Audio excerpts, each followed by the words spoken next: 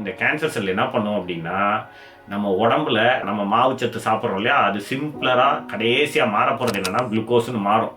அந்த மாறுறத பூரா அதுதான் முதல்ல உரியும். அது உறிஞ்சது போக தான் மற்றதை நல்ல செல்லுக்கு கொடுக்கவே செய்யும்.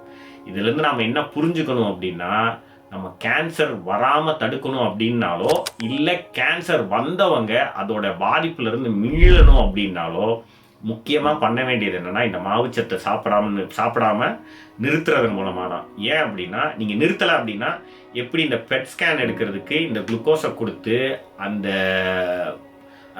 கேன்சர் செல்ஸ் அந்த குளுக்கோஸை முழுவதுமாக உறிஞ்சு தான் எங்கே இருக்குது அப்படின்னு சொல்லி காட்டி கொடுத்ததோ, அதே மாதிரி இந்த இடத்துல தான் வளர்றதுக்கு நம்ம தினசரி சாப்பிட்ற இந்த மாவு பொருள் அது வளர்றதுக்கு முக்கிய காரணமாயிரும். அதனால இந்த காரணத்தினால தயவு செஞ்சு யாரும் மாவு பொருளை அதிக அளவில் சாப்பிடாதீங்க. நீங்கள் சாதாரணமாக சாப்பிட்ற அளவு ஒரு பக்கம் அப்படின்னா, நீங்கள் எக்ஸசிவாக ரொம்ப அளவுக்கு அதிகமாக நீங்கள் சாப்பிட்டீங்க அப்படின்னா இன்னும் அதிகமாக அந்த கேன்சர் செல் அதிகமானது. ஏன்னா அதுக்கு தான் அவைலபிலிட்டி அதிகமாக இருக்குல்ல. எக்கச்சக்கமாக நீங்கள் கொடுத்தீங்கன்னா அது எக்கச்சக்கமாக அதை உபயோகப்படுத்தும், எக்கச்சக்கமாக வளரும். அதனால் இப்படி கேன்சர் வரக்கூடாது அப்படின்னு நினைக்கிறவங்க, இல்லை கேன்சர் இருக்கிறவங்க அதுலேருந்து மீளணும்னு நினைக்கிறவங்க கட்டாயம் எந்த விதமான மாவு பொருளையும் எடுக்காமல் இருந்தீங்கன்னா ரொம்ப ரொம்ப நல்லது உங்களுக்கு.